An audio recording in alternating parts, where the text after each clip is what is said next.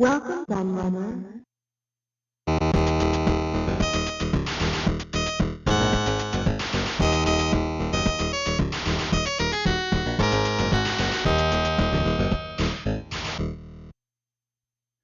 Hello everybody, Q&AK the Laird here, and I'm back with a new book review for you. And as you can see, this is a quite obscure book, I'd say, in terms of retro gaming circles. I always like to cover books that people probably won't know about. 20 GOTO 10 by Steven Goodwin. And just give you a little bit of backstory on this. I know Steven, I've met him a few times at events and stuff, and chatted to him a bit and stuff like that. And so when I saw that he'd done this book via Unbound, which I'll explain in a moment, I was quite surprised because he never mentioned that he was doing a book to me or anywhere really. And yeah, so given that at that time, actually the first time we met was at a birthday party for my previous publisher, and he was there as well. You would have thought you would have had it published by him. But not that's not the case, because he worked with Unbound, as you can see by their little logo on the spine. Basically, just explain a little bit about Unbound, as it says on the back there, is that with Unbound, they're basically a crowdfunding platform for books, but you have no deadline, so the funding just keeps going until the book is funded, really, and you can decide how much it's going to cost depending on, different factors, like whether you want full color or the size of the book or whatever. And as you can see, this is quite a thick book, fairly thick. I'm not sure how many pages it's got actually. Let's have a look. So 264 pages. Looks like, yeah, 264. Hard back book, but quite small in size. So it's quite. You can see by next to my hands, it's quite a small book. But I suppose it's about the size of sort of a regular kind of paperback novel or something, really.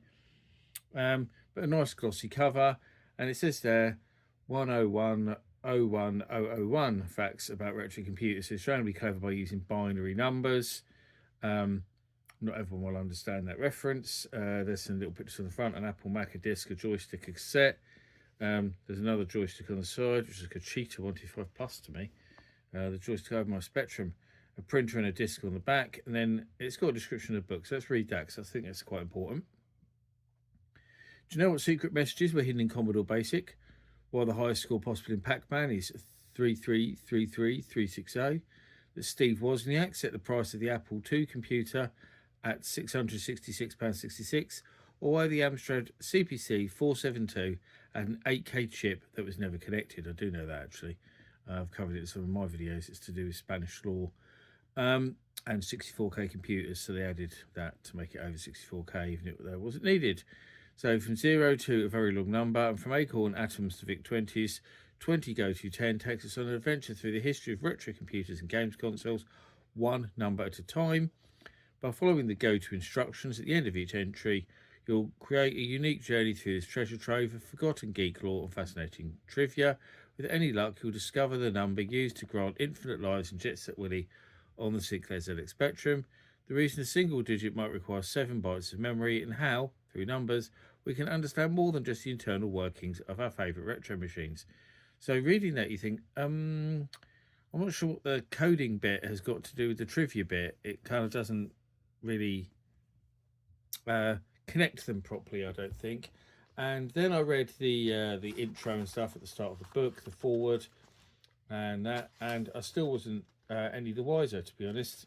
In memoriam, though, this is kind of nice. Jack Tramiel, Jay Miner, Steve Jobs, and Sir Clive Sinclair. But yeah, I read all the intro and stuff, and I still wasn't clued up on what it was going to be about, really. But I have read most of the book, so I will fill you in a bit. I read a lot of it when I was on holiday earlier this year. And then I like the computer font used for all the contents there. That shows you just how much is in this book, just by looking at that. Absolutely tons. So basically, this isn't a great book, I suppose, for a video review, because it's very text-based, as you'll see as I just kind of flick through it.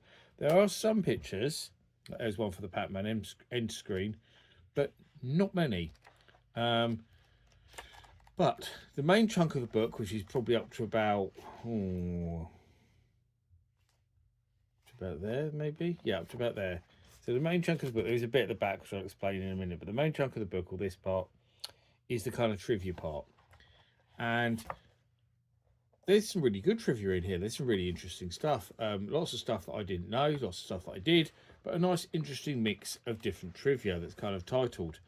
But it's just so random. It doesn't actually make any logical sense, the order he's put it in. I mean, it can have something like a really long, convoluted story about something to do with, say, let's say they're like the Jupiter Ace graphics set. Why you need to know all about that, I'm not really sure. And then it will follow it up with just like a kind of 2-line, entry about who founded a company or something. Oh, there you go. Look, Pokemon. There are 151 Generation 1 Pokemon. So literally, that's all that's there. A call address to the Apple II monitor program is 151.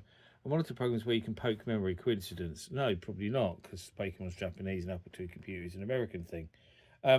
But that's, really small entry. There's some that are even smaller than that. So it kind of jumps from one thing to another all the time. I mean, look at that one. There's this, look, really small entry there, which is supposed to be a kind of joke. And then it's got, that's one. It says Alan Turing appears on the new £50 note. That's it. That's the fact. Alan Turing appears on the new £50 note, which everyone kind of knows because they've probably seen a £50 note. But I just thought, well, why is that there? That's kind of not particularly interesting. And yeah, I don't know. There's lots of technical stuff in here. So there's obviously little basic listings and stuff, but actually a lot of these that look like the basic listings are kind of meaningless. They're kind of just introducing the next thing or something like that. And a lot of them, there doesn't seem to be any point into putting this in. I know he probably thinks that's his kind of gimmick of putting these little bits of basic code in, but they're just all REM statements and stuff. And a lot of them, you just think, introduce the next part of the book, but they don't seem very important, or they're just quite pointless, really. That's the best way I can put it. Yeah, and I'm a bit confused by what this book was trying to do, because it can give nice sort of fun facts and then go really technical onto something. So I think if you're buying it for a fact book, a lot of people can get quite bored reading it, because lots of the bits to say are very technical and they're not particularly facts. They're just technical breakdowns of something or other, and you just think, okay, great. Like a breakdown there of how an LCD display works, for example. So I was a bit confused about what this book was really trying to be. Is it a facts and trivia book? Is it a coding book? Is it a technical book about computers? And although it promotes it's about computers very much on the front, there is a lot of stuff about consoles in here as well. So again, a bit of a confused identity. I mean, there's one bit which is just literally a description of what the advanced programmable video system is, the console. And it literally is just a very brief description of what it is. I just thought, what's that about? Why have you just got this kind of brief description of what this console is? You haven't gone into any detail. All it mentions, I think, on the detail side is how many sprites it can show and something like that. It's a bit disjointed. I mean, this bit at the back, a big bit at the back, is all the people who backed it. Then you've got all this bit about, there's some really technical stuff like about BASIC and stuff like that. There's a whole bit about character sets. There's a whole bit about converting binary into machine code. There's some diagrams. It's towards the back of the book, as you can see. There's some really, really technical stuff, which kind of doesn't fit with the more trivia-related part of the book earlier on. I mean, why do I need to know what the character set for a Jupiter Racer Dragon 32 is? I'm not sure its relevance to this book or why it's there. Yeah. And there's a breakdown of computing terms, like you'd expect to see in a really technical book or a manual for a computer. So yeah, this book, while I enjoyed reading a lot of the facts, and I say I learned a lot, and I read a lot of stuff that was really interesting that I didn't know, I just felt that the book itself was quite confused. And I think a lot of people would buy this thinking they're just getting a facts book, start reading it and start thinking, this is weird, or why do I need to know this? Or some bits of the book they'll probably find really boring because they go into too much technical detail on, say, coding or something. So I know that the intro actually does kind of suggest that the book was kind of made up of random thoughts of the author, and it does appear a bit like that. It does appear like, you know, this guy's just, he's quite an interesting guy, let's say, Steve Goodwin. He is quite a quirky, interesting guy. And I think that's kind of his mad brain working overload, and then him just writing it all down on paper and publishing it. And the weird thing is, though, he says in the intro that it's stories that he heard at events he went to, gaming events he went to. And so some of it you think, oh, it's going to be like interesting stories from developers or people about their collections, but there isn't really any stories in here. It's mostly just facts that you can find on the internet.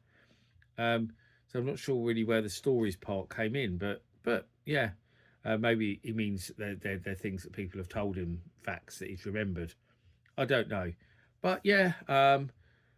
I mean, on the back it says $16.99. I can't remember how much I paid for it. It wasn't that. I think I paid 10 quid for it because I think I got it in a sale on Amazon. So you can get it cheaper than that. I suppose if you like fat books, you might like it, especially if you're technically minded. But I kind of do wonder who it's aimed at or what the book's trying to be. It is just kind of a bit strange in that regard. And I wanted to be really nice about it because I like Steve. He's a good guy. And you know, so I've met him quite a few times and enjoyed talking to him. And I remember him doing magic tricks for my wife as well one of the times we met, which is quite a random memory of him. But yeah, he's a bit of an amateur magician as well as liking computers. But that's it really. There's not a lot else to say. It's a bit of a strange book. I don't hate it, but I just wonder who it really appeals to. But I hope you enjoyed my look at 20 GOTO 10 anyway. And as always, I thank you for watching, and I'll see you all again for another video very soon. Bye-bye.